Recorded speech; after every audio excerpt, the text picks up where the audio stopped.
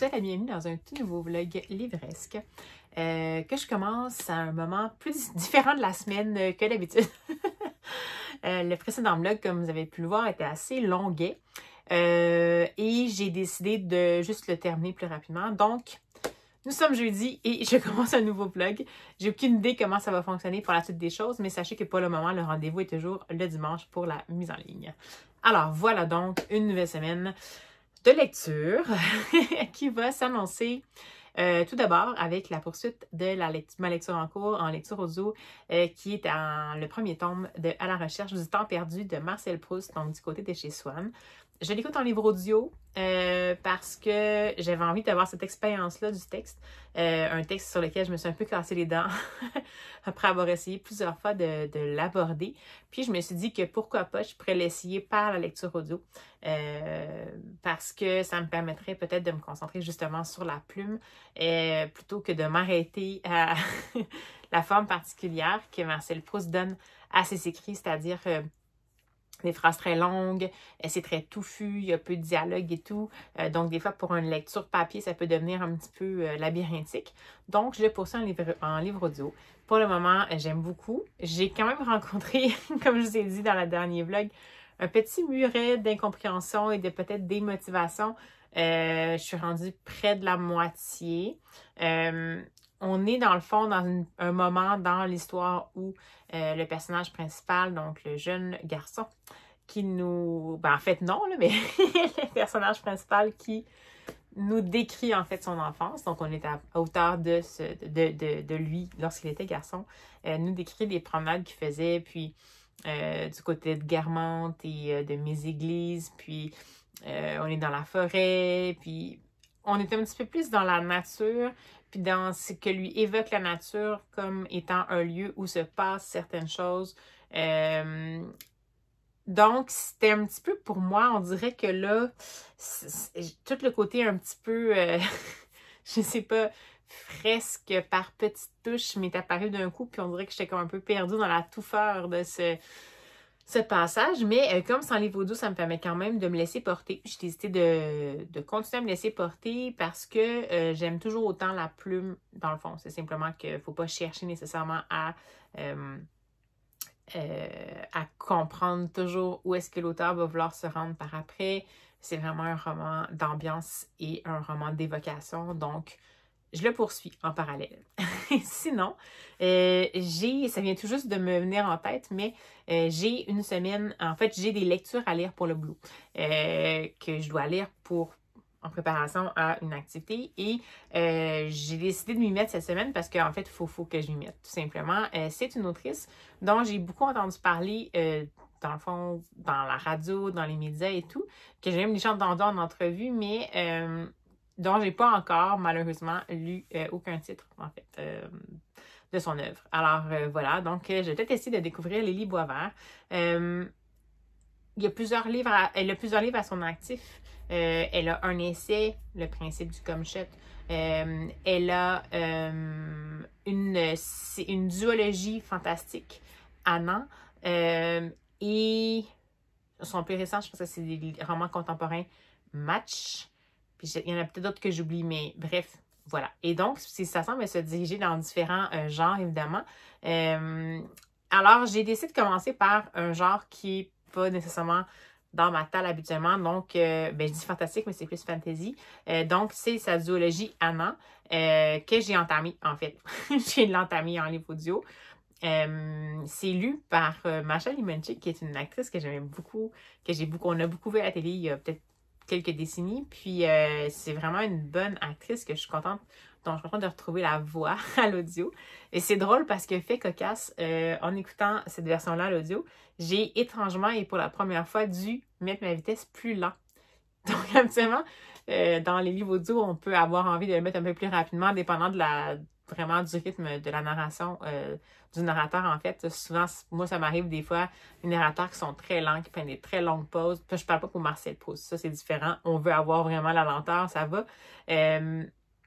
Et même à me donner un petit peu de vigueur peut-être, mais pour ceux vraiment que ce sont, par exemple, des cozy mystery avec un rythme de lecture très très lent, on dirait que ça c'est pas très approprié. Donc souvent, je vais juste un tout petit peu l'augmenter sans faire déformer la voix, parce que ça m'énerve, je suis pas capable. Donc ça va m'arriver des fois d'écouter ça peut-être à vitesse 1.1. Ça m'est déjà arrivé d'écouter à 1.2 parce que vraiment la narratrice parlait super lentement, puis qu'à 1.2, ça avait l'air encore tout à fait normal. Mais là, dans ce cas-ci, avec Michelle Imenchik, je suis retombée à juste 0.9, mais juste en faisant ça, c'est suffisant. Parce que là, sinon, si j'étais à la vitesse 1, c'est quand même un peu, c'est un univers de fantasy, donc il faut intégrer rapidement un peu le contexte, est-ce que c'est un royaume, c'est quoi les personnages, puis là, c'est comme trop vite pour moi. Alors, quel préambule, mais tout ça pour dire que j'ai entamé cette lecture-là, puis je vais vous lire la 4e de couverture. En fait, la présentation de l'éditeur que j'ai trouvé là, sur leslibraires.ca, parce que comme je lis en audio, je n'avais pas nécessairement la description. Alors, c'est parti pour le tome 1 de la série Anna, donc Le Prince de Lily Boisvert, c'est publié chez VLB Éditeur. Depuis des siècles, le continent est dominé par le royaume d'Anna, État matriarcal aux armées invaincues, au système politique hautement égalitaire, du moins pour les femmes, et qui peut s'appuyer sur le pouvoir de ses prêtresses pour manipuler son climat et ses récoltes. Mais voilà qu'un pays longtemps tenu pour négligeable devient subitement puissant et agressif, qu'une marchande avide et rusée place ses pions pour renverser l'ordre établi, et que la reine d'un royaume rival exige, en échange d'une alliance militaire, devenue indispensable, d'épouser le jeune prince Anask. C'est à Shaoli, jeune capitaine frondeuse au passé trouble, que revient l'honneur de commander la mission clandestine qui doit mener le prince à sa future et terrifiante épouse. Le voyage leur fera traverser une vaste forêt, occupée par un peuple mystérieux que l'on dit cannibale. Donc voilà la prémisse. Et jusqu'à maintenant, je vais voir un peu à quoi ça ressemble, mais jusqu'à maintenant, je vous dirais que c'est du fantasy, mais ça semble s'ancrer plus dans... oui, on est dans un royaume où l'ordre social est un peu différent de l'autre, en fait, est un peu inversé parce que c'est une société matriarcale.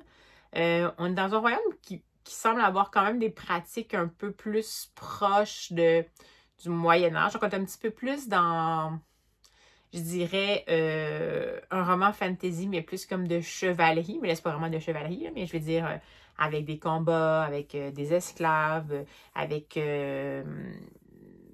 Qu'est-ce qu'on pourrait avoir d'autre à part ça que j'ai remarqué qui m'avait vraiment... bon, bref, c'est un peu ça le contexte. Et bon, des prêtresses, pour moi, ça évoque... Prêtresse, je sais pas pourquoi, ben, ça évoque Merlin, ça évoque, je sais pas, le roi Arthur. Bon, on n'est pas là-dedans, mais on est du côté matriarcal, mais quand même.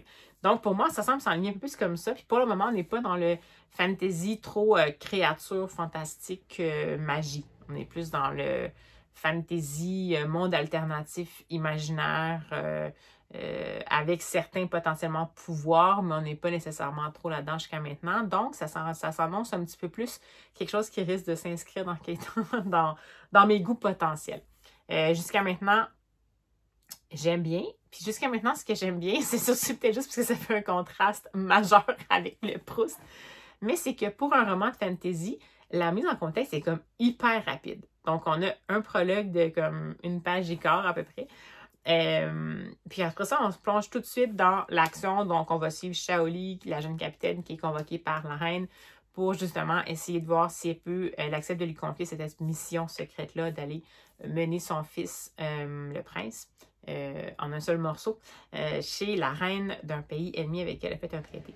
Donc, on embarque tout de suite là-dedans. Puis c'est comme si on découvre le royaume au fur et à mesure que l'action se déroule, mais c'est vraiment des petites touches de description. Donc, jusqu'à maintenant, ça me va. Parce que ça va vraiment dans l'action tout de suite. Puis souvent, moi, ce qui va me freiner dans le fantasy, c'est quand la mise en contexte est comme super longue. Puis on dirait que je me perds comme un peu dans l'univers. Puis là, je suis là, oh mon Dieu, je vais jamais le retrouver. J'arrive pas à retenir les noms des personnages et tout. Là, jusqu'à maintenant, ça va. On suit vraiment à hauteur de Shaoli. Jusqu'à maintenant, je sais pas si ça va changer dans le restant de l'intrigue, mais j'ai été accrochée assez rapidement. Donc, j'y allais un petit peu avec appréhension parce que c'était pas nécessairement un genre que j'aimais tant que ça. Et puis là, ben, j'ai été assez rapidement embarquée. Donc, me voici donc avec la première lecture de la semaine en en audio. Tout en, je vais sans doute continuer quand même mon Marcel Proust en parallèle, mais comme j'aimerais ça vraiment faire une semaine où je lis peut-être au moins 2 Lily Boisvert. Donc peut-être Anna, puis peut-être Match, ou peut-être Le Principe du Come-Shot, je vais voir. J'aurais peut-être pas tant le temps de faire avancer mon Marcel Proust, mais c'est correct. Ça me prend une petite pause pour souffler un peu. Donc voilà, ça ressemble un peu à ça pour cette semaine. Puis de toute façon, évidemment, vous savez, je vais vous tenir au courant pour la suite des choses. Vous amenez avec moi si jamais j'ai des petites sorties littéraires et tout et tout. Alors, sans plus tarder, allez, on lance ça.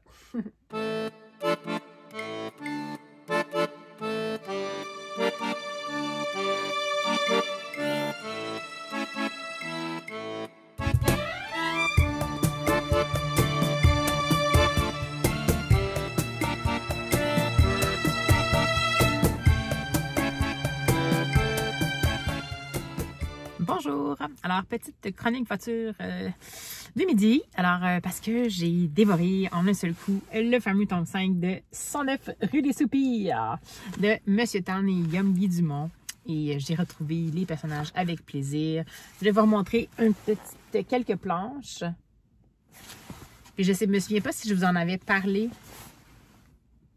Dans le fond, c'est une... Ben, j'ai voulu la 4e, mais... Ouais, j'ai voulu la 4e. C'est parti. L'heure est grave pour les fantômes du 109. Une terrible découverte risque de bouleverser leur vie pour l'éternité. Ils ont des voisins. Pire, ces voisins qui emménagent à peine sont des fêtards et font nuit et jour un vacarme à réveiller les morts. Comment retrouver le calme indispensable au bien-être des spectres? Jamais à court d'idées, Elliot embarque Eva, Walter, Amédée et Angus dans un plan imparable. À moins que les fantômes se laissent emporter à leur tour par la fête. Donc, pour rappel, c'est une série qui met en scène le fameux Elliot, qui est un petit garçon qui habite au 109 rue des Soupirs et dont les parents sont toujours en voyage, parce que oui, ça se peut dans ce monde-là, et qui a comme famille, compagnon, amis de toujours 4 fantômes qui habitent au 109 rue des Soupirs, puis qui s'en occupent un peu comme des parents, des amis, des cousins et tout. Puis il leur arrive toujours des histoires complètement rocambolesques. Ce que j'aime de cette série-là particulièrement, c'est, bon, c'est sûr que les histoires sont comiques, c'est rigolo, il y a souvent beaucoup de péripéties, mais il y a surtout un humour dans les dialogues qui est excellent. Les caractères des personnages, donc des fantômes et des Elliot, sont très bien plantés. Oui, c'est un peu tiré à gros traits, mais bien assumé. On n'est pas nécessairement dans le préjugé. C'est vraiment excellent. Il se lance des petites craques entre les deux parce que des fois, entre les personnages, tel tempérament va réagir d'une façon dans une situation. Puis là, entre fantômes qui sont ensemble depuis l'éternité, ils commencent à se gosser un petit peu puis à se chipoter. Et Elliot est toujours l'humain, évidemment, celui qui est le plus terre à terre. Donc, c'est super drôle. Il y a encore une fois dans ce tome-ci une espèce de dialogue entre un des personnages, un des fantômes, Angus, qui se prend pour un écrivain, et le narrateur omniscient de la BD. Donc, il y a un dialogue entre les petites cases qui indiquent un peu le contexte entre le narrateur omniscient et un personnage. Donc, en plus, la structure est assez originale, donc on brise un petit peu les conventions. Ça a été excellent, c'est une très bonne lecture. C'est pas mon préféré de la série. Ça n'a pas été un coup de cœur. Absolument, j'ai toujours des coups de cœur pour tous les tomes. Celui-là, j'ai trouvé sympathique, mais j'ai trouvé ça sympathique, surtout de retrouver les personnages, de les revoir en action. Et en plus, il y avait dans ce cas-ci des petits clins d'œil aux réseaux sociaux puis aux usagers des réseaux sociaux. Fait que c'était vraiment hilarant. Donc, si jamais vous n'avez jamais découvert, si vous n'avez pas encore découvert cette série-là, je vous invite à le faire. Techniquement, c'est du jeunesse. Je dirais que c'est du, je sais pas, moi, à partir de 8 ans peut-être. Mais c'est plaisant à tout âge. Donc, n'hésitez surtout pas. Donc, 109 rue des Soupirs. Et c'est publié, ça a été, en fait, ça a changé d'éditeur, mais c'est rendu maintenant chez Casterman. Donc, 109 rue des Soupirs de M. Tan et Yumbi Dumont. Allez-y. Alors, allez, à tout de suite. Bonjour. Alors, je vous prends rapidement parce que, comme vous pouvez voir à ma tronche, je ne suis pas encore une fois top forme. Donc, ce sera février semble s'enligner pour la suite du mois de janvier microbien. Donc, on verra bien. Mais je voulais quand même vous montrer rapidement des petites choses que j'avais eues récemment. Donc, premièrement, des livres que j'ai eus de la bibliothèque. Alors, tout d'abord, j'en avais vu J'en avais entendu parler à plusieurs endroits dans BookTube. Et j'ai essayé de mettre la main sur la version anglophone, donc originale, mais je ne l'ai pas trouvée. Donc, je me suis rabattue sur la francophone. Je pense que je l'avais vu, entre autres, passer chez... Il me semble que c'était Rêve ta vie en lecteur et le Raza Readings. Et donc, c'est le Sad Ghost Book Club, donc de Lise Meddings. Et c'est auto-édité, je crois. Non, c'est édité par chez Le Lotus et l'éléphant en français. Alors, c'est un roman graphique qui aborde des sujets, le sujet entre autres de l'anxiété, si je me souviens bien. Donc, à l'arrière, on a une 4e de couverture en forme de BD. Et puis, dans le fond, ça dit que ceci n'est pas une histoire triste. Mais s'il commence par des soucis et des pensées angoissantes qui tournent en boucle, les pires journées peuvent parfois nous surprendre. Et puis à la fin, on a une petite affichette qui dit « Rejoins le Sad Ghost Club et trouve ta famille d'âmes, tu n'es pas seul. » Donc, voilà, ça semble être un petit... je vais vous montrer quelques pages. On est vraiment en noir et blanc. Et on voit aussi, je crois, un fantôme qui se sent mal à l'aise et qui va apprendre à, je crois, demander de l'aide. Et puis, voilà. Donc ça, j'avais bien envie de le découvrir. Alors, j'ai décidé de faire le saut et de le prendre en version originale. Ensuite, j'ai décidé d'aborder un nouveau Jeff Lemire. Jeff Lemire, c'est un scénariste de bande dessinée que j'aime beaucoup, qui fait toujours pour moi des œuvres qui sont remuantes et dérangeantes. Donc, cette fois-ci, j'aborde Family Tree de Jeff Lemire et Phil Hester chez Panini Graphic Novels. Et puis, dans le fond, ça avait été publié sous forme d'épisodes. C'est ce que je vois à l'arrière, puis ce serait les épisodes 1 à 12. Donc, ça a l'air assez sanglant, mais ça ne m'étonne pas vraiment de Jeff Lemire. Je vais vous montrer un peu...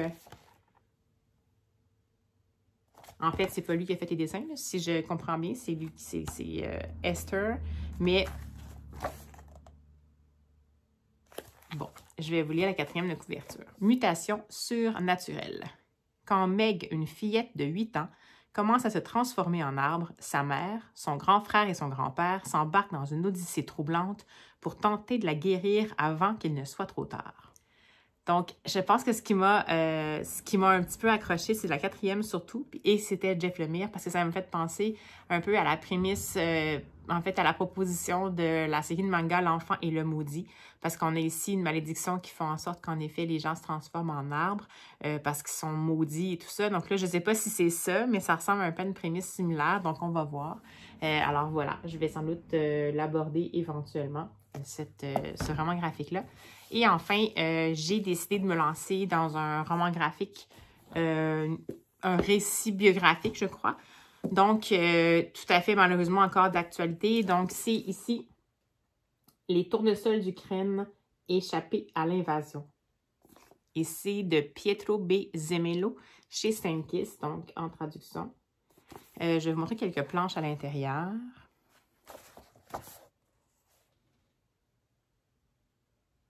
Peut-être un autre. J'aimais bien la composition. Je trouvais que le visuel était intéressant. Je ne sais pas, vous allez voir un peu la composition et la colorimétrie. C'est vraiment intéressant.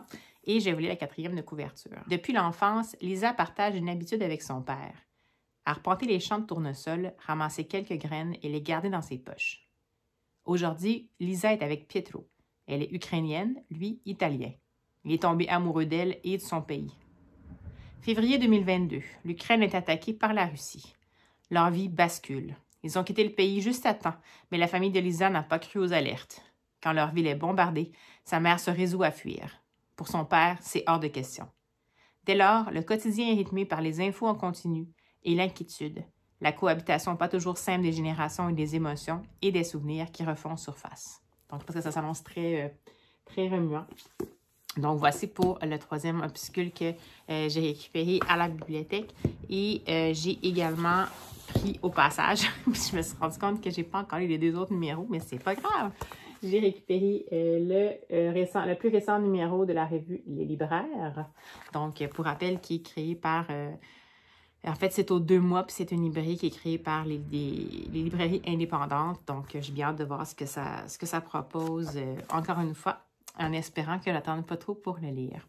Et puis, je vais conclure avec 2 petits achats un prévu puis un non prévu, mais c'était correct. Ça faisait partie des choses que j'accepterais d'ajouter dans ma toute neuve bibliothèque bien dégagée. Alors, tout d'abord, le tout récent « Faire la romance » de Sarah Maud Beauchesne chez Cardinal. Ça s'intitule « Récit ». Un récit, essai, prise de position sur la maternité ou la non-maternité. Donc, je vais vous lire la 4e de couverture. Faire un enfant ou faire la romance? C'est au cœur de cette question que s'enracine ce récit intime, celui d'une femme qui doute, mais qui assume ses contradictions.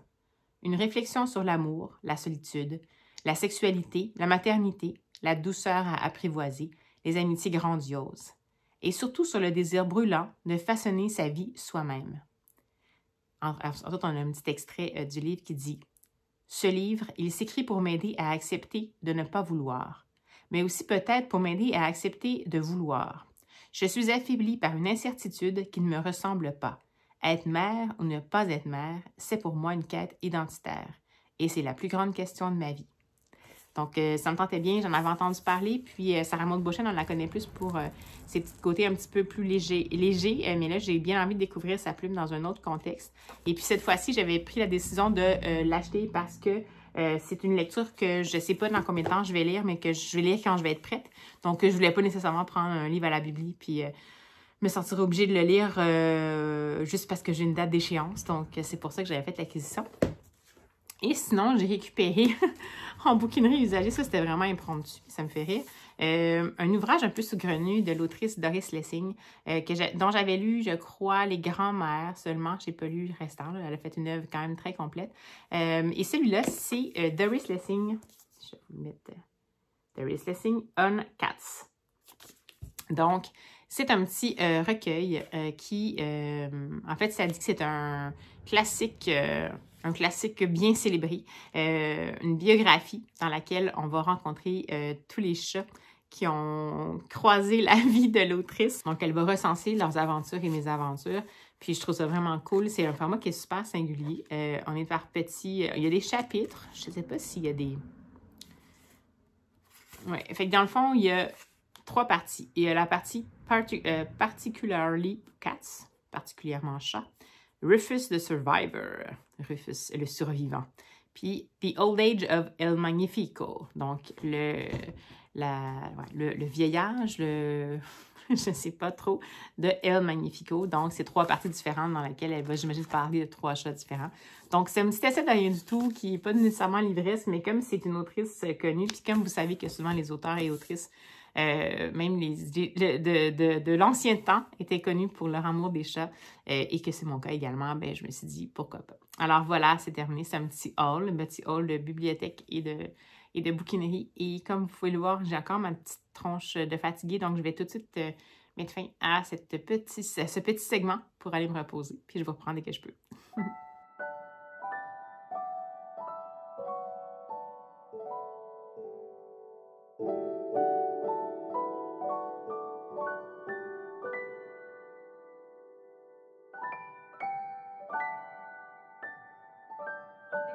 Le corps de l'un et de l'autre. Je n'en dis pas plus. J'ai reçu le tout nouveau roman de Nin Gorman et Marie Alino, Ces prières que je fais dans le noir, publié aux éditions Albin Michel. C'est donc le 3e tome, mais c'est pas vraiment un tome, c'est pas des histoires qui se suivent de la nuit où les étoiles se sont éteintes et un jour où le soleil ne s'est plus levé. Ici, on va suivre le personnage de Jagger, qui est un garçon.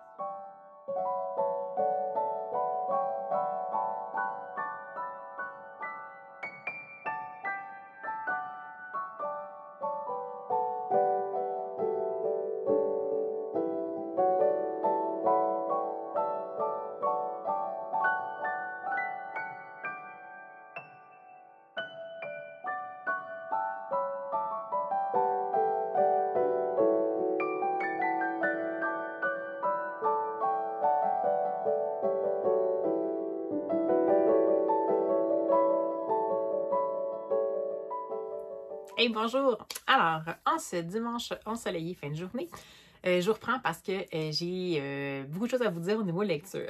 Tout d'abord, j'ai terminé le premier tome de la série Annan de Lily Boisvert, donc qui s'intitule Le Prince. Et j'ai vraiment adoré.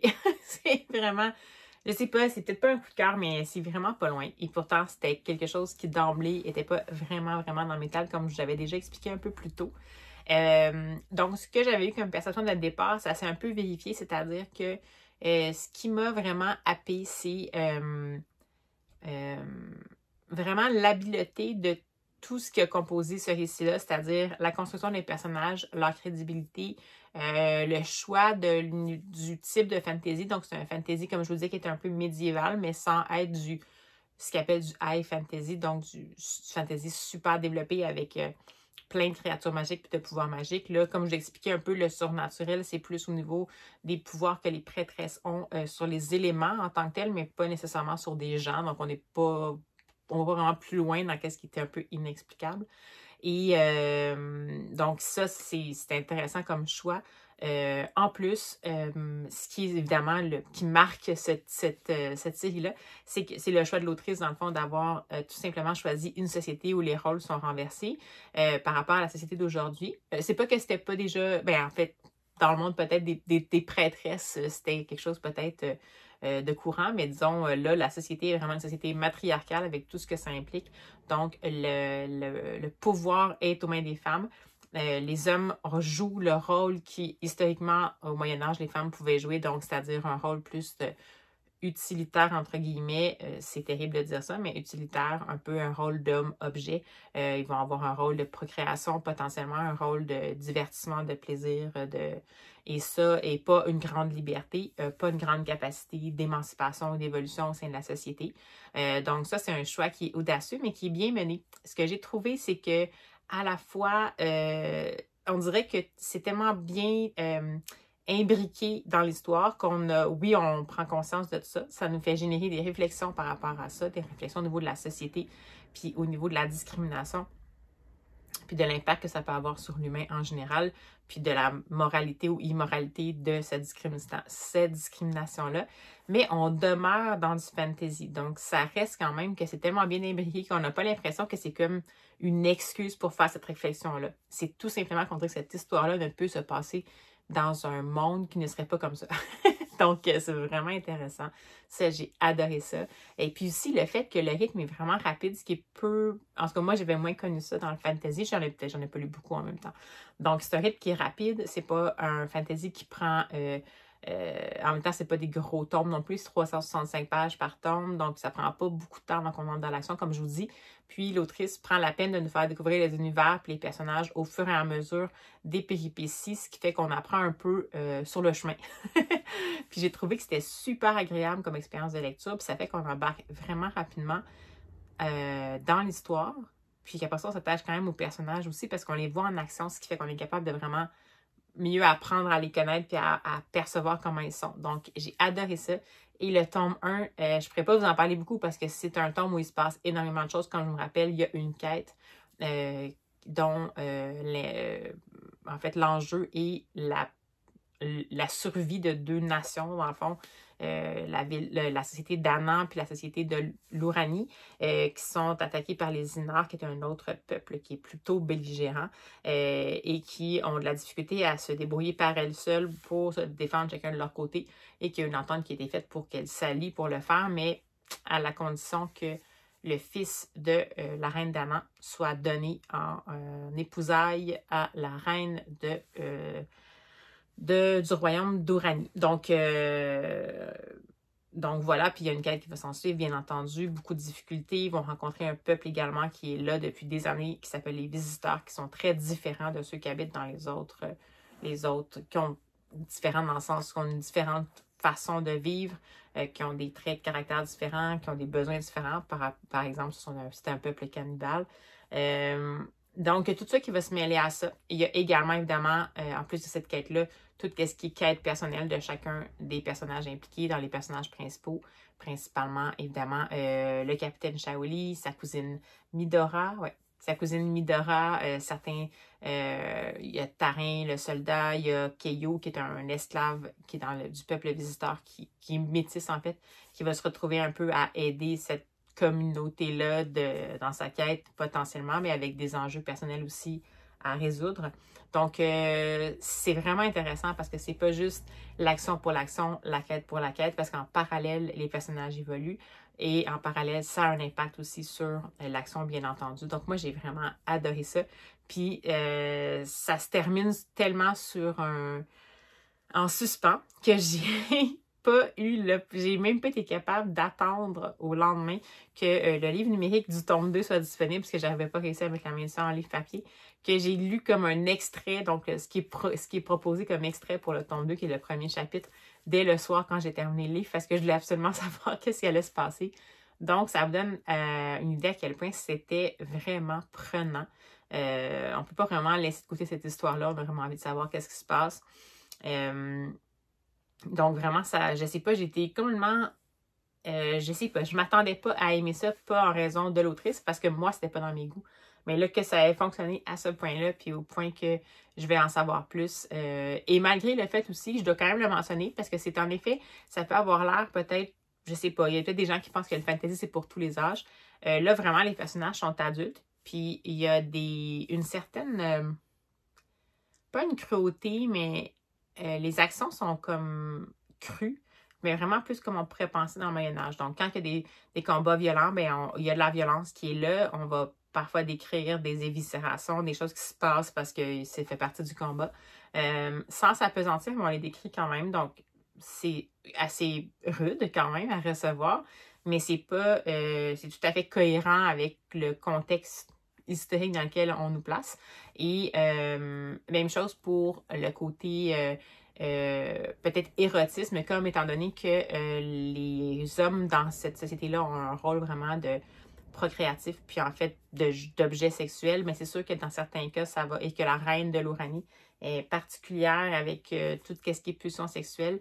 Ça s'invite quand même dans l'histoire. Pas de façon agréable, je peux vous dire. C'est pas vraiment de l'érotisme. C'est plus des actes sexuels et puis on n'est pas vraiment dans une notion de consentement ici. Mais sachez que c'est vraiment, pour moi, c'est pas différent de qu'est-ce qui pouvait se passer au Moyen-Âge quand on donnait, par exemple, des jeunes femmes en épousailles à un roi ou à un noble. C'est clair que c'était pas nécessairement différent. Donc, faut pas oublier qu'on est à cette époque-là. Mais j'ai trouvé ça vraiment, je suis sans mots. Donc là, j'ai entamé déjà le tome 2 qui s'appelle La prêtresse. Et je vous disais que c'était une duologie, mais là, j'arrête pas de lire que c'est une trilogie. Parce que le premier tome est sorti en 2020, je pense. Le deuxième en 2021. Là, il n'y en a pas eu d'autres. J'espère que le troisième va sortir parce que si le 2 se termine autant avec une action en suspens que le 1, ça va être terrible d'attendre pour avoir la suite. Mais je l'ai enchaîné tout de suite finalement. Au départ, je voulais lire peut-être, comme je vous disais, le premier tome de Annan, puis une autre œuvre de Lily Boisvert qui s'appelle Match, qui est son roman contemporain qu'elle a sorti justement, je pense, en 2022 ou en 2023, je me souviens plus. Mais on est vraiment dans un autre monde. Parce que je me disais, je vais avoir lu tome 1, ça me donnait un petit peu une idée de c'est quoi, dans le fond, sa plume qui est avec une tête fantasy. Mais là, c'est tellement bon que je me suis dit, bon, je vais enchaîner les deux. Puis je sais pas si je vais enchaîner quand même Match ensuite. Là, je vais voir, peut-être que je vais me garder pour la semaine prochaine Match, puis si j'ai le temps, peut-être le principe du come shot. Parce qu'il faut vraiment que j'avance quand même dans la découverte de son œuvre, comme pour mon travail, comme je vous disais. Mais là, dans ce cas-ci, c'est que je me suis dit, ça serait niaiseux que j'intercale juste pour me dire que je ne les fais pas suivre parce que je m'étais dit que j'allais lire Match. Ça ne change rien, là, je vais le lire au complet. Dans le fond, comme chaque livre fait à peu près 365 pages, c'est comme si j'avais lu comme une grosse brique d'à peu près 800 pages. Puis je les enchaîne pas mal depuis le début janvier, donc c'est pas plus mal. Pour le deuxième tome, La prêtresse, comme je vous disais, je ne pourrais pas vous en dire vraiment parce que quand je regarde la quatrième, ben en fait, la présentation de l'éditeur, c'est sûr que ça va vous divulgacher le premier parce qu'il se passe tellement d'actions dans le premier que je ne peux pas vous en dire plus. Mais sachez que les personnages, dans le fond, les personnages clés sont de retour. Ce que j'ai... Ben, ceux qui, à la fin du premier tome, dans le fond, étaient là, sont encore de retour dans le tome 2. Sachez aussi qu'il ne faut pas trop s'attacher aux personnages longtemps. L'autrice ne peut pas nécessairement... on n'est pas non plus dans le fantasy avec des fins nécessairement édulcorées. Donc, des fois, s'il y a des personnages qui se tombent dans des situations où il n'y a pas d'issue, ben il n'y aura pas d'issue. C'est tout ce que je peux dire. Ça ne va pas nécessairement se résoudre magiquement. Donc, voilà pour ça. Donc, lecture en cours en ce moment. Anna, le tome 2, La prêtresse. Je l'écoute en livre audio, mais je l'ai aussi en livre numérique parce que je ne sais pas si je vais réussir à attendre de lire en livre audio. Peut-être que je vais le continuer en numérique. Cela dit, Masha Limonchik comme narratrice est excellente. Je ne savais pas trop à quoi m'attendre. Elle était un peu plus neutre au début, mais elle fait quand même beaucoup de nuances entre les personnages, ce qui fait que c'est super intéressant à écouter. Elle met vraiment bien en scène justement les traits de chacun des personnages, mais elle est vraiment plus dans une approche neutre que certains narrateurs, par exemple, européens ou anglophones que j'avais eu qui allaient vraiment plus loin dans les voix liées aux personnages. Des fois, ça peut tomber, la ligne est toujours mince entre ça et la caricature. Dans ce cas-ci, on reste plus dans justement une lecture à voix haute, mais une lecture théâtrale, disons. Mais pas nécessairement une pièce de théâtre avec une seule comédienne. Donc, j'ai vraiment adoré ça. Elle est extraordinaire. Si jamais vous n'avez jamais écouté Masha Limonchik en livre audio, pourquoi pas? Gênez-vous pas. C'est vraiment une bonne façon de la découvrir. Donc, j'arrête de m'apesantir sur le sujet. Donc, ça, c'est ma lecture en cours. Bien sûr que vous aurez compris qu'en raison du fait que j'enchaîne les 2 tomes d'Anna, j'ai pour le moment mis sur pause ma lecture du premier tome de Marcel Proust à la recherche du temps perdu, donc du côté de chez Swann. Parce que, bon, dans le fond, dès que je vais avoir terminé Anna, je dis toujours Anna, le tome 2, ben, je vais retourner du côté de chez Swann en lecture audio. Mais pour le moment, je me concentre sur cet univers-là, vu que c'est un univers quand même assez complexe. Puis que Marcel Proust, ben, si on veut vraiment en profiter, il faut vraiment se concentrer justement aussi sur la touffeur de sa plume, disons, pour bien l'apprécier. Donc, je vais terminer ça avant. Après ça, je vais continuer Marcel Proust. Sinon, j'ai fait une autre... Ah, j'ai fermé mon ordi trop vite. Sinon, j'ai fait une autre petite lecture récente, en fait, par hasard. Je suis tombée, j'avais besoin d'un petit quelque chose de réconfortant. Puis, j'ai découvert en format numérique, mais dans le fond, un album que j'avais vu passer je crois que c'était à l'automne passé, sorti de l'automne, oui. Et puis, que j'avais envie de lire, mais j'ai pas eu le temps de lire. Donc, c'est le fameux Memphis et Renard de Pascal Roussin chez les 400 coups. Pendant que je vous en parle un peu, je vais vous mettre un petit insert de quelques pages du début, donc de l'édition. Dans le fond, ce que ça peut dire, c'est un album concept. Donc, Memphis et Renard. Donc, Memphis est un ourson et Renard est un renard. Et il va se passer, ils jouent ensemble et à un moment donné, il y a un grand vent qui va se lever. Et Renard va en perdre son t-shirt et Memphis va en perdre sa ligne de contour. Donc, la ligne qui fait le contour de son personnage. Donc, à partir de ce moment-là, on tombe vraiment dans une autre dimension où, justement, on joue avec les conventions. On fait comme un peu prendre conscience au lecteur que, oui, en effet, c'est un dessin qu'il voit et non pas un personnage. Et puis que le personnage est complètement désarçonné parce qu'il n'est plus délimité dans l'espace. Il y a juste la couleur de remplissage, mais il n'y a plus sa ligne. Donc, évidemment, ce qui va se passer après, c'est qu'ils vont partir à la recherche, Memphis et Renard, de la fameuse ligne de contour de Memphis. Et ils vont chercher un peu partout. Ils vont en trouver en pensant que c'est ça, mais ce ne sera pas nécessairement ça. Et je vous dis pas la fin. Mais c'est super intéressant. C'est tout simple. C'est une histoire pour les tout petits. Je dirais qu'à partir de peut-être 3-5 ans peut-être. Un peu à structure répétitive. Donc, ça va. On peut faire interagir l'enfant aussi pour voir comment il pense que ça va se passer. Mais j'ai trouvé ça super agréable. C'était pas exactement le type d'illustration auquel je m'attendais. Donc, la couverture me donnait une impression qui n'était pas exactement à l'intérieur. C'était un petit peu moins à mon goût. Mais j'ai tellement trouvé le concept intéressant. On joue vraiment là, sur, comme je vous dis, les codes de l'illustration puis les codes de l'histoire.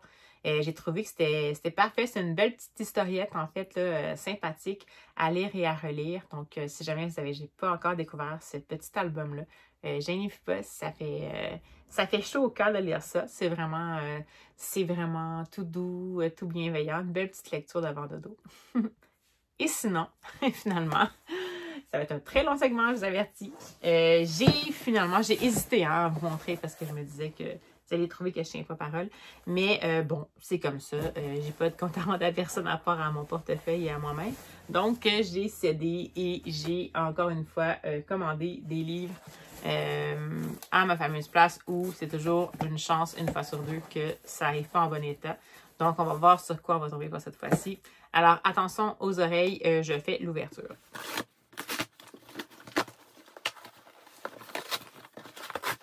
Bon, Alors, écoutez, je semble avoir un peu plus de chance que les autres envois d'avant. Je pense qu'ils ont changé un petit peu leur façon de fonctionner parce que là, ça a l'air d'être en bon état.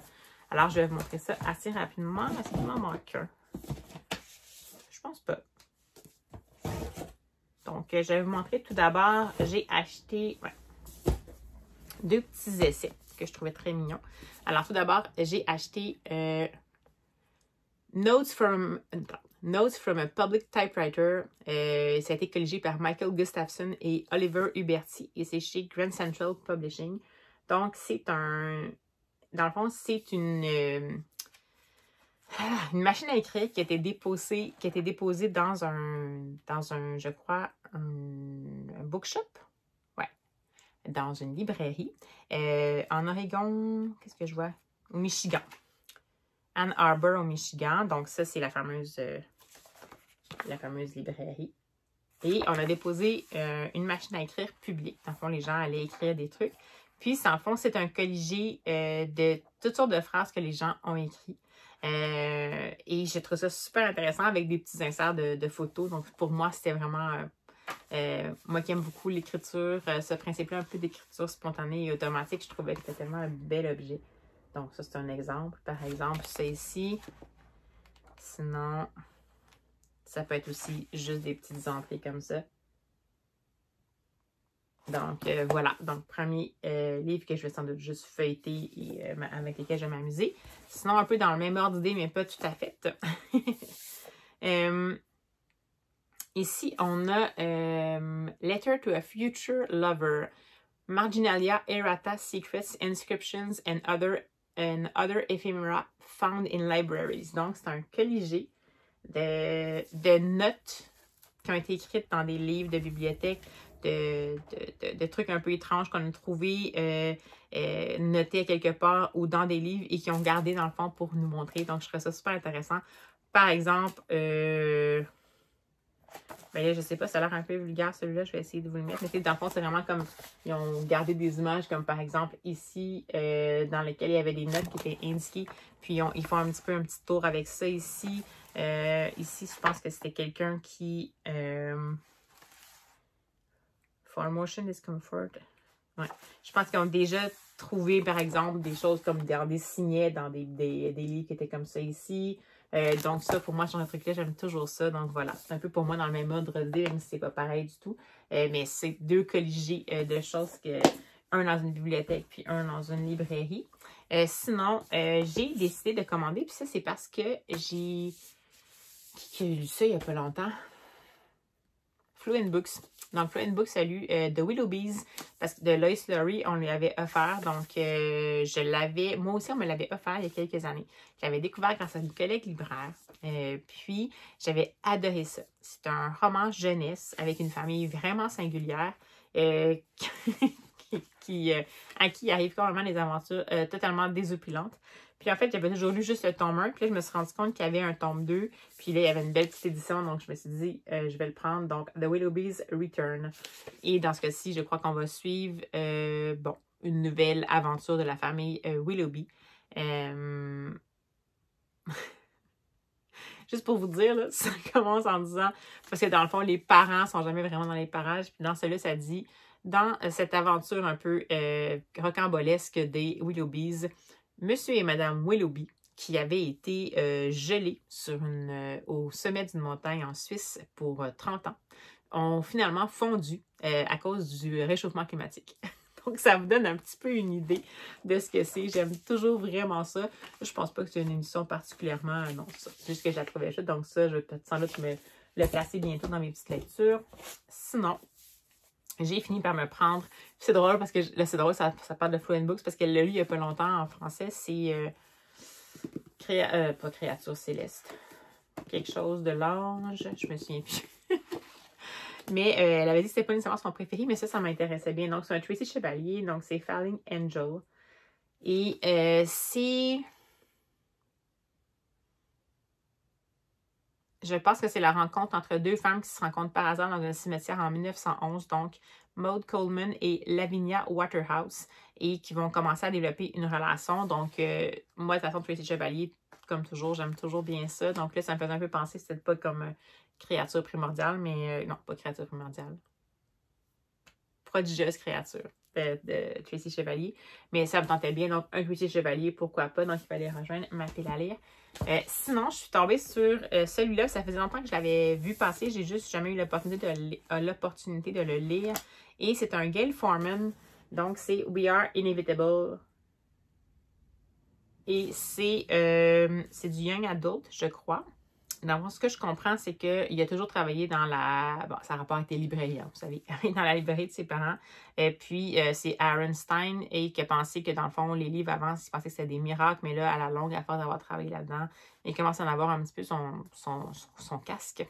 Et lorsqu'il va avoir l'opportunité de vendre la librairie, il va décider de la saisir au vol, en pensant que c'est sa seule façon de se sortir un peu de cet univers-là. Mais, dans le fond... il va avoir, je pense, un ami qui va essayer de le convaincre autrement, puis il va arriver la rencontre d'une certaine Anna, qui est une musicienne, qui est peut-être une rencontre un peu inévitable pour lui. Donc, je pense que ça va être une espèce de, je sais pas, petite romance sympathique, là, mais j'avais vraiment goût, puis ça fait longtemps que j'en avais entendu parler. Gayle Forman, je l'avais connu pour quoi? If I Stay, je pense. Donc, c'est pour ça que je voulais en lire, puis je me suis dit que celui-là, la 4e me tentait bien, donc voilà. Et enfin, j'ai décidé de prendre le tome 2, parce que j'avais vraiment aimé, et c'est une gigabrique. Le tome 2, en fait, de la série Magpie Murders de Anthony Horowitz, qui est Moonflower Murders. Donc, je ne ferai pas vous dire beaucoup par rapport à la première. Ah, j'adore ça. Super! Avec du papier qui est comme un peu comme du papier parchemin coupé. Comme ça fait l'effet d'un vieux livre. Donc, on va y suivre. Ça se passe après le premier tome, évidemment. Donc, on y suit encore, je crois, l'écrivaine ou l'éditrice, Susan Ryland, qui est une éditrice qui est maintenant à la retraite, mais je ne vais pas trop vous en dire, mais qu'on a rencontré dans le premier tome, qui a été mêlée finalement à un meurtre indirectement et qui a essayé de résoudre tout ça. Et là, elle n'est plus trop dans le contexte, mais on sent que sa retraite ne sera peut-être pas de tout repos, donc c'est le retour de celle-ci et de son implication, j'imagine, dans la recherche d'un coupable. J'essaie de voir, parce qu'on dirait qu'il y a comme un... Ouais, il y a même une couverture. C'est cool parce que cette éditrice-là, elle a fait affaire avec un auteur qui s'appelle Alan Conway. Puis ils font vraiment comme s'il existait. Fait qu'il y a même une couverture, en fait, du livre de cet auteur-là, qui est une histoire dans une histoire. Donc voilà. Donc ça me tente bien. Donc c'est vraiment, on est un petit peu, peut-être pas dans le cozy mystery, mais quand même. Alors voilà, c'est tout ça qui s'est passé comme achat. Et là, c'est même pas des livres que je me disais, je veux, tu sais, des fois, je vous dis, je m'en sors en disant, c'est parce que je les ai lus, je vais les avoir dans ma bibliothèque. Là, j'en ai lu aucun, mais je voulais quand même les avoir dans ma bibliothèque. Donc voilà, maintenant que j'ai fait du ménage dans la bibliothèque, quoi de mieux qu'un petit peu plus de petits trucs pour les ranger. Alors voilà, je cesse ce très long segment, mais en même temps avec une forme de haul. Il y avait beaucoup cette semaine, mais bon, c'est comme ça. Et puis, ben, je vais aller retourner à mon tome 2 de Anna pour pouvoir vous en reparler dès que j'ai terminé. Puis, ben, sinon, on se reprend dès que je peux, dans les prochains jours. Bonjour! Alors, je vous prends rapidement dans ma pause repas pour vous parler de lecture terminée parce que je ne vous ai pas pris depuis un petit moment. Et j'ai finalement, comme prévu, enchaîné et terminé le second tome de la trilogie Anna de Lily Boisvert, donc le tome qui s'intitule La prêtresse. Et ma foi, c'était fort remuant, c'était différent pour moi. La perception de ce tome-là, pour moi, était différente de celui du tome 1. Comme si une trilogie, ça m'a donné plus une impression de tome 2 pour ceux qui connaissent les trilogies, c'est-à-dire que c'est un tome un peu tremplin. Par contre, il n'y avait pas le côté, des fois dans les tomes 2, quand c'est des tomes tremplins, on a un petit côté un peu de stagnation de l'action. Dans ce cas-ci, absolument pas. C'est sûr que je ne pourrais pas vous parler vraiment du détail de l'histoire parce que c'est une suite directe avec le tome 1. Puis c'est nécessairement des choses qui vont vous divulgacher si vous ne l'avez pas lu. Donc, par contre, je peux vous dire qu'on va retrouver quand même, encore une fois, bien entendu, comme j'avais parlé un peu plus tôt dans le blog, les personnages qui étaient là dans le tome 1, bien entendu, ceux qui sont en mesure de poursuivre la quête, on va dire ça comme ça. Parce que dans le tome 2, je vous dirais que le niveau d'intensité de l'action, d'intensité des interactions entre les personnages et tout ce qui est en fait... combat, violence, torture, c'est beaucoup plus élevé. Donc, pour moi, ça a atteint un peu ma limite en ce qui me concerne. C'était pas, par contre, j'ai pas trouvé ça, par contre, démesuré par rapport à l'action. C'est juste que moi, quand ça atteint ce niveau-là, c'est un peu trop pour moi. Mais ça s'inscrit encore, selon moi, pour moi, en tout cas, dans le contexte qui a été mis de l'avant, qui est en effet, une fantasy médiévale. Au Moyen-Âge, c'était pas doux. Donc, c'est sûr que c'était pas doux. Fait que donc, c'est pas excessif dans les circonstances. Mais pour moi, ça a un petit peu dépassé la limite en ce qui me concerne. Par contre, vraiment, l'action a encore beaucoup avancé, même si cette fois-ci, on était dans moins... ça a été contracté un petit peu plus dans un seul lieu, mais il y avait quand même, encore une fois, différentes perspectives. On suivait encore différents personnages. Il y a encore plein de choses qui ont déboulé, même d'évolutions dans les caractères des personnages qui se sont faites de façon importante dans le tome 2, qui ont un impact sur la suite des choses, potentiellement. Une fin que je suis pas certaine d'avoir bien saisie. Je pense que c'est une fin ouverte, potentiellement. Donc, à la limite, ça pourrait peut-être se terminer sur ce tome-là. Comme il n'est pas paru le 3e tome encore, je ne sais pas si c'est parce que l'autrice a changé d'idée ou parce qu'il y a un petit délai dans la publication. Là, ça reste quand même long à écrire, des tomes comme ça. Mais si jamais ça se terminait sur le tome 2, ça serait plus intéressant qu'un tome 3, par contre, parce qu'évidemment, il y a des boucles qui ne sont pas bouclées. Mais la manière que ça s'est terminé, ça pourrait techniquement tout simplement proposer une fin ouverte. Je sais pas trop quoi vous dire. Ce que je peux dire par contre, c'est qu'évidemment, on s'est mis à découvrir encore une fois la nature un peu plus profonde de certains personnages. Et dans beaucoup de cas, en ce qui me concerne, ça a juste fait que j'ai détesté ces personnages-là encore plus fort. Donc, c'est particulier. Ça joue dans la tête un peu parce que des fois, on va s'attacher à un certain personnage en nous disant que ses actions ou comment c'est quelque chose qui va aller en phase avec un peu nos convictions.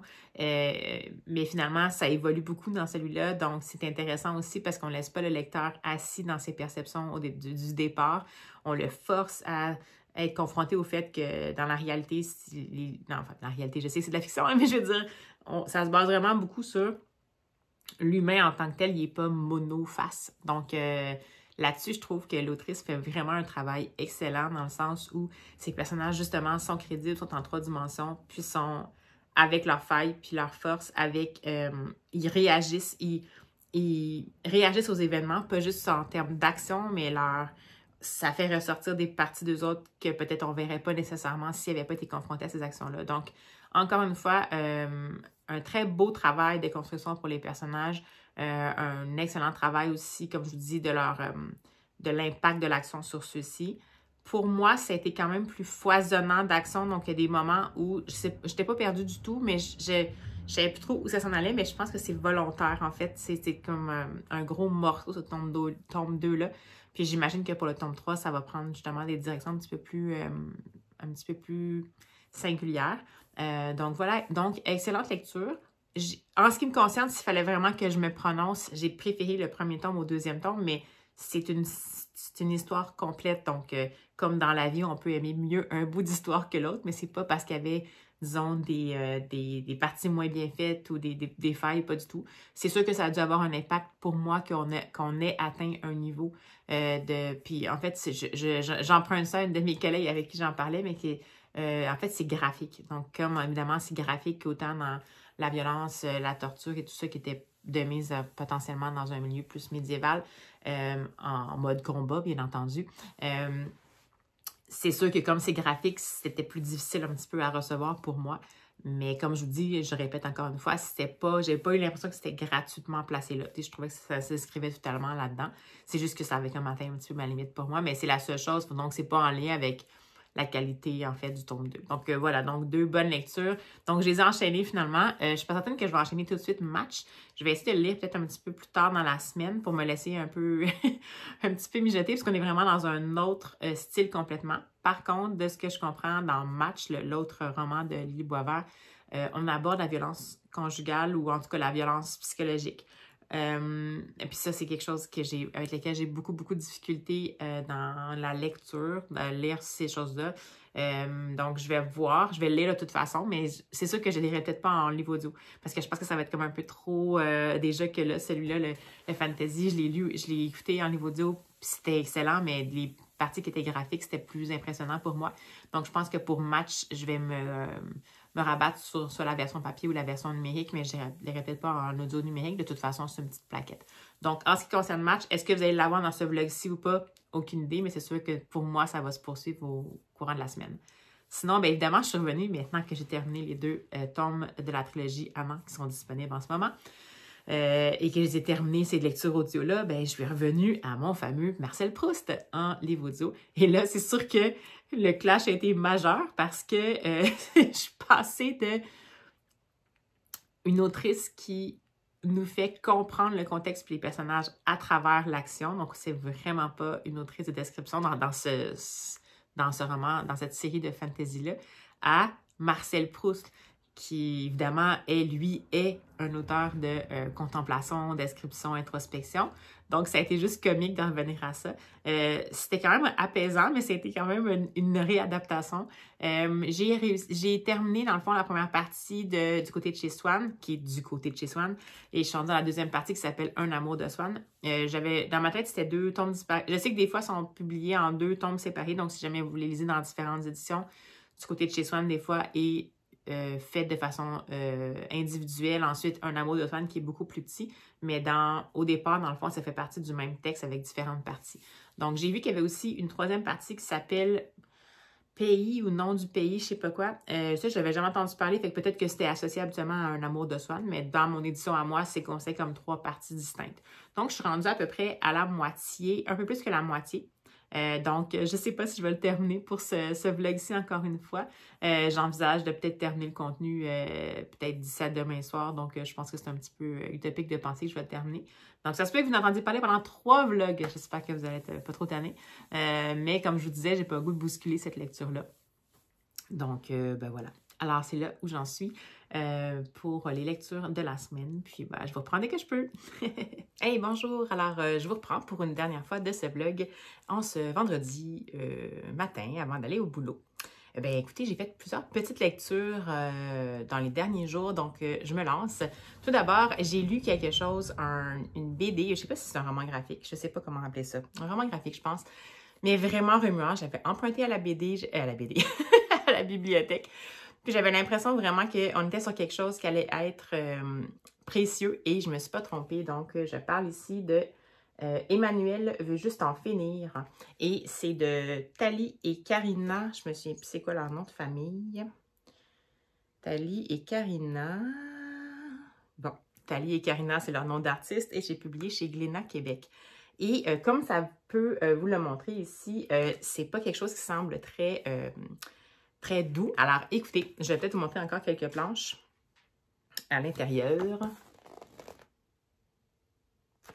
Puis un autre, en espérant qu'il n'y aura pas trop de reflets. Je pense qu'il y en a beaucoup en ce moment. Je suis désolée. Donc, comme vous le voyez, on est sur un petit opuscule fort remuant. Et oui, d'emblée, la prémisse fait en sorte qu'on parle de quelqu'un qui, malheureusement, veut mettre fin à ses jours. Donc, c'est sûr que peut-être alerte, traumavertissement, ou en tout cas, c'est pas nécessairement jeune public.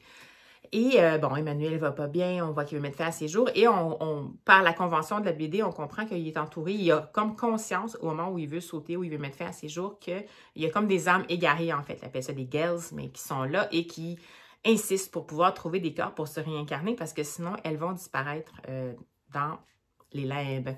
Ben, c'est ça, ce qui va s'en suivre, c'est vraiment une relation particulière entre Emmanuel, qui malheureusement a l'impression qu'il n'est pas déçu et que la seule issue qu'il a, c'est de mettre fin à ses jours, et ces âmes-là qui veulent en fait vivre. Donc, on est vraiment dans un clash, un peu des convictions.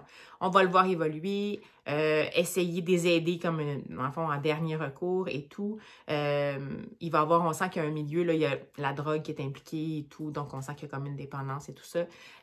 Donc, un milieu qui n'est pas toujours jojo, mais qui a aussi des gens, malheureusement, qui dépassent les limites, donc qui potentiellement peuvent intéresser les girls pour se réincarner. Et là, Emmanuel va commencer à voir ça se passer, ces espèces de réincarnations-là, ces espèces de possessions-là, de corps qui étaient techniquement morts. Puis là, ça va commencer à l'ébranler, puis il va comme dire, ben non, il ne faut pas que ça se passe, il ne faut pas que ça se passe. Et puis, au fur et à mesure de l'histoire, ce qu'on va voir, c'est que le focus, dans le fond, va tranquillement se distancer de son mal-être à lui sur avoir de l'empathie pour les âmes égarées et essayer de voir qu'est-ce qu'il peut faire pour les aider. En même temps, il n'est pas d'accord avec la situation. Il va s'attacher, en fait, au caractère de chacune de ces âmes-là. Puis, il va de plus en plus tenter le coup pour, in extremis, faire en sorte qu'ils ne disparaissent pas. Ça va se terminer avec plusieurs rebondissements, plusieurs revirements de situation. Puis ça a quand même une fin pleine d'espoir. Ça m'a tellement touchée, cette BD-là. Je ne connaissais pas cet artiste-là. Je crois que c'est son seul opus. Je crois qu'elle a fait ça avec sa sœur. Puis je crois qu'au départ, c'était vendu plus comme dans les festivals de BD à Montréal. Ça a été récupéré par Glénat, donc ça vaut vraiment la peine si vous voulez. N'ayez pas peur du côté sombre. On y va directement dans le sujet, mais on n'est pas dans... Il y a beaucoup d'humour là-dedans sans nier le mal-être de la personne qui veut en finir avec la vie. On banalise rien. Cela dit, c'est sûr que ça véhicule quand même un message d'espoir qui, bien entendu, j'en suis tellement consciente, n'est pas la panacée là, pour les gens nécessairement qui ont besoin d'aide en santé mentale. Donc, évidemment, ce n'est pas la réponse, mais je trouvais quand même que c'était une façon très, très juste, très habile d'aborder ça. D'offrir un peu une solution qui sort en fait un peu du réel, mais qui finalement, au bout du compte, finit par pointer vers peut-être quand même des trucs potentiellement qui pourraient aider. C'est-à-dire que dans ce cas-ci, c'est que Emmanuel va finir par comprendre un peu comment les autres vivent leur détresse, puis comment il peut peut-être les aider, puis qu'il va focuser sur autre chose, puis il va considérer qu'il devient utile finalement. Il va même éventuellement envisager un grand sacrifice juste pour essayer de les aider. Mais toute cette démarche-là va faire en sorte que éventuellement, il va se réconcilier avec la vie. Mais c'est pas magique, on sent que c'est pas magique. Donc, je sais que c'est délicat comme sujet, je sais que c'est pas une BD qui se veut exhaustive, c'est pas une BD qui se veut, comme je vous dis, la panacée ou la solution, mais j'ai trouvé que c'était tellement... authentique et précieux comme petit opuscule. Vraiment, n'hésitez pas à découvrir ça. C'est tout à fait remuant, tout à fait précieux. Donc vraiment, là, je me répète, mais c'est parce que j'étais encore comme un peu sous le charme. Puis ça fait déjà 2 jours que je l'ai terminé. Donc c'est pour vous dire, ça s'est resté avec moi. C'est quelque chose qui va rester avec moi pendant un bon moment. Donc, ben voilà. Puis sinon, écoutez, je suis tombée sur 2 albums jeunesse que j'ai découverts au hasard des rayonnages. Tout d'abord, j'ai découvert, je vais mettre des petits inserts en même temps que je vous parle. Donc, j'ai découvert La Comète de Joe Todd Stanton, qui est absolument bien reconnu pour ses albums de l'imaginaire. Et c'est publié chez, je ne sais pas c'est chez qui, chez École des loisirs. Je vais vous lire la 4e rapidement. Mila est contrainte de quitter son paradis terrestre en pleine nature, car son père a trouvé un nouvel emploi dans la grande ville triste et grise. Elle se plonge dans ses souvenirs, ses rêves et son sens de l'observation pour recréer, à l'aide de ses crayons et d'un peu de magie, la comète qu'elle a observée par une belle nuit. Donc, c'est un résumé très terre-à-terre de ce que c'est, mais on est vraiment dans un album qui met en scène justement le grand choc du déménagement, comme ça le dit, Mila qui va devoir déménager en ville alors qu'elle habitait sur le bord de l'eau, qui va est un peu en perte de repère. Son père est très occupé parce qu'il a un nouvel emploi, puis il réalise peut-être pas que sa fille a vraiment besoin peut-être qu'il soit là, puis qu'il l'aide un peu à passer ce cap-là. Et un soir en ville, elle va voir une comète qui va tomber sur la ville et qui va tomber au loin dans le ciel de la ville et qui, pour elle, va générer quelque chose de tellement merveilleux que ça va faire partir son imaginaire en volutes, puis en toutes sortes de choses. Puis ce qu'on va la voir faire, c'est qu'elle va se mettre à jouer dans l'imaginaire et tout ça. Puis plus tard, on réalise qu'en fait, elle a concrètement dessiné, surtout dans tout l'appartement, ce qu'elle avait vu dans son imaginaire quand la comète est arrivée. Donc, évidemment que quand le père va rentrer à la maison, ça va créer un petit choc, mais bien entendu, c'est un album jeunesse, donc le papa va comprendre qu'en fait, sa fille a besoin un petit peu, justement, qu'ils passent un moment ensemble. Puis, étrangement, on va les voir par la suite un peu s'approprier leur appartement, réinventer ça à l'aide, justement, des crayons de couleur de la jeune fille, mais là, peut-être pas son dessin original. Puis, on les voit aussi dans l'appartement, comment ils vont se recréer des racines. Donc, c'est tellement beau, les dessins sont super tendres. Il y a même un découpage qui fait un peu penser à des BD. Il y a des fois qu'on a des pleines pages, des fois qu'on a comme des 6 cases. Il y a une page qui est comme à la verticale, dans le fond, à la fin, dans le fond, la double page, on va la lire dans le sens vertical plutôt qu'horizontal, parce qu'on va voir l'immeuble au complet. J'adore ça quand ça fait ça. Donc, c'était un bijou pour moi. C'est vraiment un coup de cœur. Oui, c'est sûr que c'est un album qui a potentiellement une vocation, mais c'est tellement pas... on reste tellement dans l'imaginaire à hauteur d'enfant que justement, c'est pas taper sur la tête, taper sur le clou, voici un message que vous devez absolument retenir. Donc, j'ai trouvé ça vraiment parfait. Le dosage du changement de perspective, bien, en fait, on reste toujours à la hauteur du regard de Mila. Le côté, sa perception, en fait, de la place du parent, mais bien entendu que le parent, éventuellement, va finir par reprendre sa place. Mais j'ai trouvé que c'était tellement parfait. Puis, en même temps, ce que je trouve intéressant, c'est que non, il ne retourne pas à la campagne. C'est pas comme un album au point de dire « Ah, tu te sens pas bien, on va retourner ». Parce que dans la réalité, des fois, on n'a pas le choix, on déménage, puis on ne peut pas revenir en arrière. Donc, j'ai trouvé ça superbe. Juste pour les illustrations, ça vaut le coup. Mais l'histoire est toute tendre, toute fine. Donc, ne boudez pas votre plaisir. C'est sorti l'année passée, je pense en février de l'année passée. Donc, ça devrait être dans la plupart des bibliothèques depuis. Sinon, c'est encore disponible en librairie. Donc, celui-là, c'est un petit bijou. Et un autre petit bijou, parce que, évidemment, je suis tombée sur 2 bijoux de suite. Mais celui-là, c'est une nouveauté, je crois. Ouais, c'est sorti à la fin novembre 2023. Une nouveauté québécoise aux éditions Comme des géants. Alors, c'est Mon chien et moi. C'est de Luca Tortolini et Felicita Sala. Et c'est ça, donc je suis Comme des géants. Et ça, c'est vraiment quelque chose, c'est mon petit coup de cœur total de la semaine. Mais en fait, j'en ai une coupe. Hein? Alors, je vais vous lire la 4e. Lors d'une promenade au parc, une fillette fait une rencontre inattendue. Un ours. Oui, oui, un ours. Elle, qui a toujours rêvé d'avoir un chien, décide de ramener à la maison ce nouveau compagnon. Elle joue avec lui, le nourrit et le promène fièrement dans la ville comme si c'était un chien. Un jour, son fidèle ami disparaît soudainement derrière un buisson et ne revient plus. L'enfant est inconsolable. Mais un matin, alors qu'elle se promène au parc, la fillette rencontre un chat. Donc là, dans la 4e de couverture, on voit qu'ils ont été obligés d'y aller un peu plus, comme je vous dis, dans le terre-à-terre. Mais en gros, c'est un album avec des inférences. Donc, on a l'histoire qui est à hauteur de la petite fille. Donc, une petite fille qui désespère d'être seule, qui veut absolument avoir un animal de compagnie et qui rencontre un chien. Parce que oui, pour elle, l'ours est un chien. C'est pas mentionné nulle part dans l'album que c'est un ours. C'est juste dans la 4e qu'on parlait aux adultes. Donc, pour elle, c'est un chien. Elle va s'occuper de lui. Elle va se dire, mon Dieu, mais peut-être qu'il était perdu. Elle met des affiches pour le trouver et pour trouver les propriétaires. Puis il n'y a jamais personne qui se manifeste. Elle ne comprend pas trop. Elle est vraiment bien avec son ami chien. Puis ce qui est drôle tout au long de la période où elle se promène avec le chien, c'est qu'elle va aller partout dans la ville, elle va rencontrer plein de monde, puis à chaque fois, elle est super heureuse, elle chevauche son chien, mais les autres personnes sont terrorisées parce que, bien entendu, ce que visuellement on voit, c'est un ours, même si ce qu'on lit comme scénario, c'est un chien. Donc, inférence, une problématique, bien pas problématique, mais justement une fameuse différence entre ce qu'on lit et ce qu'on voit. Donc, ça, c'est super intéressant de regarder les réactions de tout le monde qui sont complètement comme « Ah! » Genre, qu'est-ce qu'elle fait là? Mais elle est super joyeuse parce que c'est un chien qu'elle a. C'est pas un ours, c'est un chien. Et éventuellement, évidemment, l'ours va finir par quitter. Elle va être inconsolable comme c'est indiqué. Et elle va découvrir, dans le fond, au-delà d'un buisson, un chat. Et je vous laisse le petit suspense à savoir si c'est un chat ou pas un chat. Et on va comprendre, dans le fond, elle va finalement revoir son chien et sa famille qui vont venir en fait, qu'elle va voir qu'ils sont vraiment bien ensemble, puis elle va finir par les adopter. Donc, on est vraiment dans le côté, évidemment, l'enfance, la solitude, animaux de compagnie, mais aussi surtout l'imaginaire. Puis comment, des fois, bien c'est sûr que c'est pas recommandé, n'essayez pas ça à la maison, mais comment, des fois, il y a tellement de différence entre ce que la société perçoit d'une situation versus un enfant, parce que pour l'enfant, elle a un ami qu'elle a apprivoisé. Cet ami-là, animal, n'est absolument pas méchant avec elle, donc c'est dans le fond, elle le prend pour un chien, mais dans le fond, techniquement, c'est comme pas important vraiment si c'est un chien ou pas.